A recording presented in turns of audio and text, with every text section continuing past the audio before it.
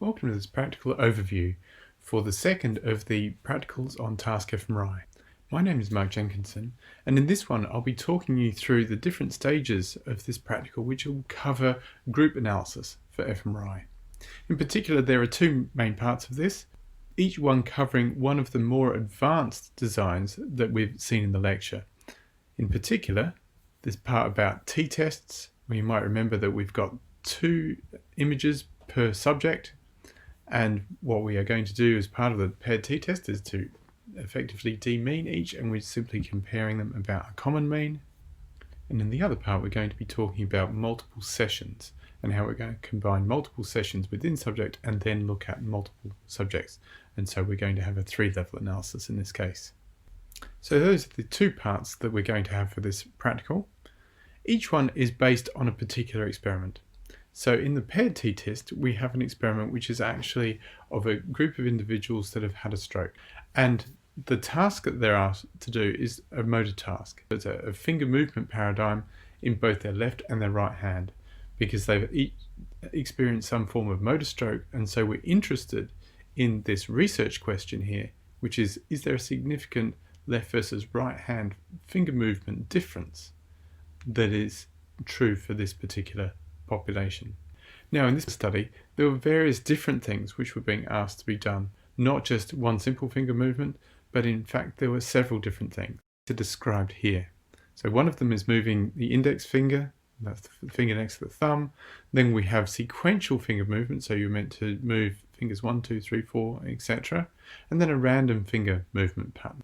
And it's important to understand this because actually the context of what the experiment's been done is going to guide what we're going to see throughout this whole analysis. And you need to understand why there are things such as index, sequential, random as some of the first level contrasts which have been asked, because there are these various different motor tasks which the subjects were performing. So in this particular case, what we're going to pair is we're going to pair an example of left-handed motor tasks within one individual with the results that we get from doing right-handed motor tasks within that same individual. And we're looking at the difference between those two. And so we have a first level analysis, and that's all been done. So there were 6 subjects and there were 2 sessions for each subject, as we've seen in the paired t-test. And all of those 12 different feat analysis have already been done for you. But you know how to do them because that's what we were doing in the previous session, looking at how to do first level analyses. And it's nothing different from that. What we're going to be doing in this practical is looking at the second level, the higher level, or the between subject analysis, or if you want, the group analysis. So as was mentioned in the lecture, we're going to pass up a whole lot of information, particularly the copes and the var copes, informations about transformations and degrees of freedom up into the group level. And then the group level is going to output things which are copes and var copes appropriate to the group design matrices and the GLM that we're going to be performing. In fact, you get access to all of the information about the first level results and the analysis that was done, and you can find that through looking at the pages that are pointed out in the practical. And this is an example of the design matrix which was used at the first level. These are the different contrasts which have been asked at the first level. This is what the first level design looks like. The main thing is to understand that there's a whole set of contrasts and that for each of those we get a result. And so if we have a look at the post-stats for the first level, we could see a whole range of different results that we have. So remember, this is an individual subject, so it's fairly noisy. And you can see results of the mean across all of the different ones, the differences, and then what we would have for individual cases of index finger, sequential finger tapping, and random finger tapping. And in each of these cases, it would be possible to do a group level analysis of that contrast. And so remember that when we are looking at the final results, we're going to see different group analyses done for different contrasts. Or when we set it up, we need to specify which ones we're interested in. So back in the practical instructions, here it's going to explain how we actually set up our higher level analysis. The first thing that we're going to do is we're going to open a feat GUI, and we would change that first level to higher level analyses. Then it talks about how we would enter the inputs. So in this case, we need to change the number of inputs to 12. So we've got 6 subjects and 2 instances per subject, a left hand and a right hand tapping.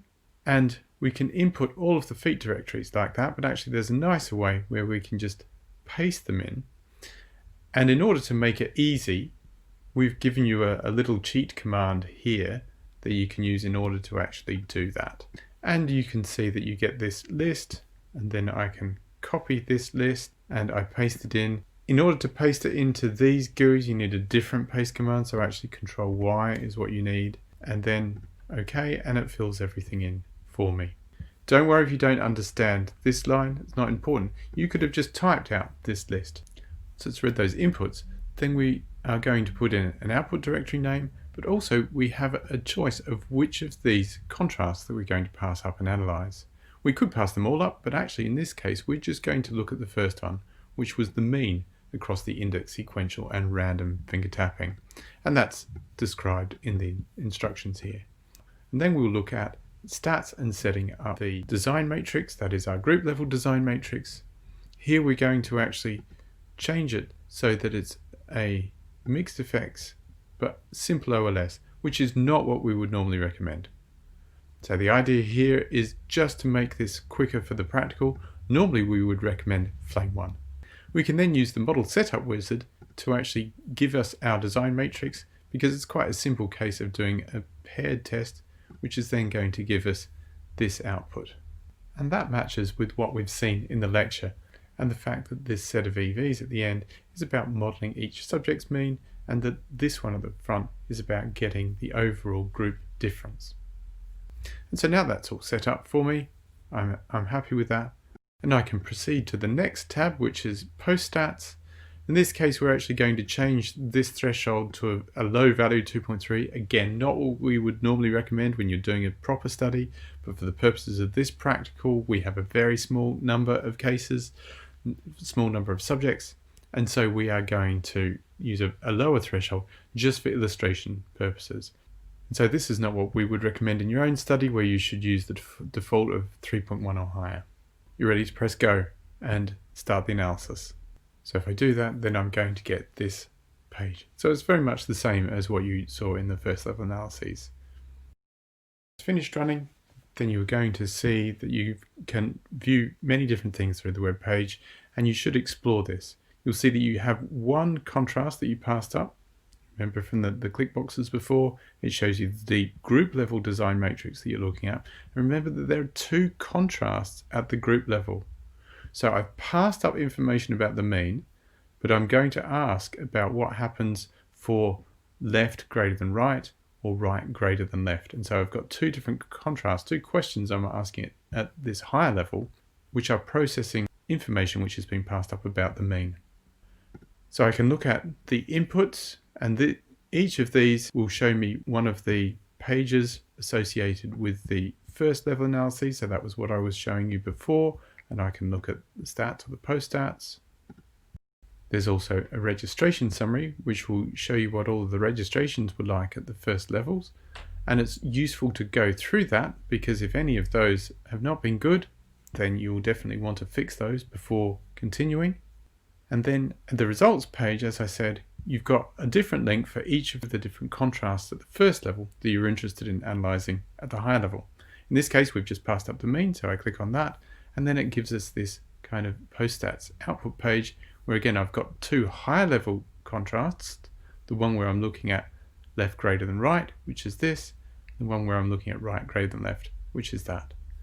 In order to know whether it's left and right, I need to look at the order of my subjects and the sign that I had in the statistics.